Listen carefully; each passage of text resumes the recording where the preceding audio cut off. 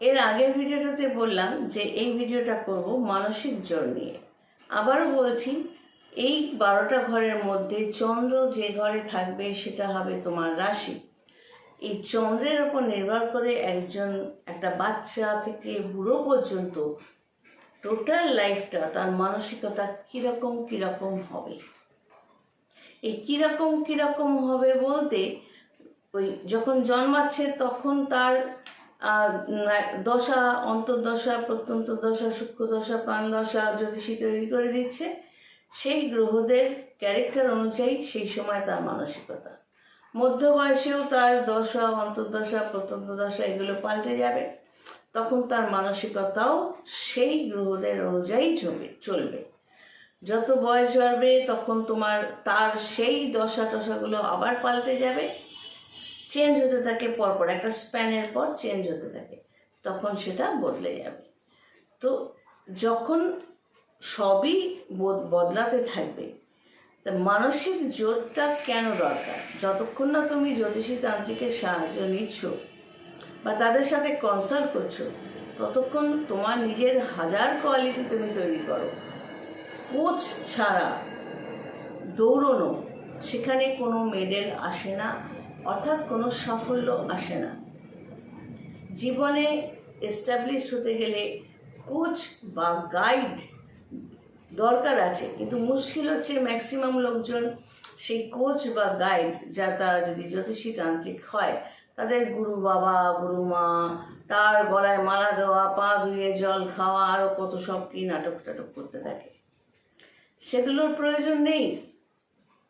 আমি জ্যোতিষী তান্ত্রিক মানেই যে আমাকে গুরুমা বানিয়ে দিতে হবে, তার কোনো প্রয়োজন নেই। ম্যাডাম বললেই যথেষ্ট। ওই দিদি, আন্টি, কাকিমা, জেঠিমা, দুদিন বাদে আমায় ঠাকুমা বলবে, ওসব খাতির আমার সাথে কোনো দরকার নেই। তুমি কাস্টমারই থাকো, আমি গাইড বা কোচ থাকি, ওটাই যথেষ্ট। এবার এই যে চন্দ্রের পজিশনটা বললাম, এটার সাথে যদি অন্যান্য গ্রহের কানেকশানগুলো জন্মছকে ঠিকঠাক থাকে, সেই মানুষ হাজার প্রতিবন্ধকতার মধ্যেও বিন্দাস থেকে এগিয়ে যেতে পারবে। এবং যখন সে সাফল্যটা পাবে, তখনও সে বিন্দাস থাকবে। বিন্দাস থাকা মানে এটা নয় যে আমি মধ্যরাতে গিয়ে কোনো নেশা করে মাঝ রাস্তায় লাফিয়ে ঝাঁপিয়ে হাফ প্যান্ট পরে, মানে ছোটোখাটো ড্রেস পরে আমি বিন্দাস থাকা বোঝালাম না। বিন্দাস থাকা মানে হলো ফ্রি মাইন্ড। আবার ফ্রি মাইন্ড, ওপেন মাইন্ড বলতে অনেকে বোঝে যে যখন তখন একটা অপোজিট সেক্সের সাথে রিলেশন তৈরি করে ফেললাম, বিছানায় চলে গেলাম। না, সেটাও না। বিন্দাস equal to free mind, equal to open mind মানে হলো তারা আরেকটা সাইড থাকে তাদের, তারা খুব কন্ট্রোলড হয়। অতিরিক্ত দুঃখ বা অতিরিক্ত প্রতিবন্ধকতা, অতিরিক্ত বাধা বিঘ্ন, অতিরিক্ত দোষারোপ সব কিছুর মধ্যেও এবং সাফল্য, তারপরও যদি নিজে ঠিক কনসিস্টেন্সিটা বজায় রাখতে পারো, that means you are quite বিন্দাস। মানে কোনো কিছুতেই তোমার হেলদোল নেই। তুমি জানো যে তুমি এই কাজটা করেছো, স্বাভাবিকভাবেই এই রেজাল্টটা আসবে। পরীক্ষা যদি ভালো দিয়ে থাকো, রেজাল্ট ভালো হবে। আর তুমি যদি সারা বছর পড়াশুনো না করে পরীক্ষার আগে দুলতে সারা রাত জেগে পড়ো, সে রেজাল্ট সেরকমই হবে।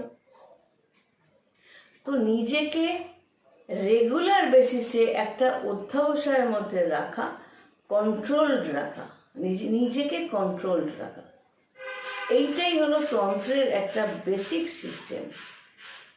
এই কন্ট্রোল পাওয়ারটা যখন কারো নিজের মধ্যে থাকে, সেটাকে বিন্দাস। যে কোনো পরিস্থিতিতে ওভার থিঙ্কিং, ওভারলোড, টেনশান, যেমন আমার কোনো কাস্টমার হয়তো নিজেরা ওভার থিঙ্কিং করছে, খুব বেশি চিন্তা ভাবনা কোনো একটা ম্যাটার নিয়ে করছে, আমি শুনতে চাই না। আমি বুঝি তার এই উইশটা আছে, আমাকে এখন এইভাবে কাজটা করতে হবে, দেখা যাক, যা হয় দেখা যাবে। এটা হলো আমার প্রসিডিউর। আর তাকে 2-4টে নিয়ম দিয়ে দিলাম, এটা করো। এখানে কোনো চিন্তা ভাবনা করে কোনো সুফল কখনো আসে না। পরিচিতি রাখতে হয়। অনেকে ভেবে নেয়, ধরো 4-5টা কি 10টা মানুষ বা অপোজিট সেক্স, সে লোক হোক, ছেলে হোক, বয়স্ক লোক হোক, এনিবডি বা মহিলা হোক, পরিচয় করলাম। আমি যদি আমার কথাটা বলি, আমি অনেকের সাথেই পরিচয় করলাম এবং তারা স্বাভাবিকভাবেই এটা ভেবে নেয় অনেক সময় যে আমার বোধহয় তার প্রতি ইন্টারেস্ট তৈরি হয়েছে। আমি যদি সেটা বুঝতে পারি, আমি খুব ইমিডিয়েট সেই জায়গাটা ব্রেক করে দিই যে এটা হলো একটা পরিচয় শুধুমাত্র। কেন পরিচয়টা দরকার?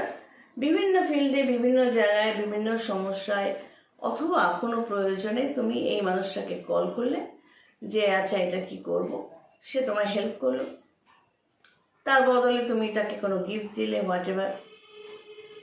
এটা হলো একটা বিন্দাস রিলেশন। কিন্তু ম্যাক্সিমাম ক্ষেত্রে কোনো মেয়ে ছেলের সাথে যদি মেয়েরা যদি কোনো ছেলের সাথে পরিচিত হয়, কখনোই ওই কন্ট্রোল জায়গাটা রাখতে পারে না।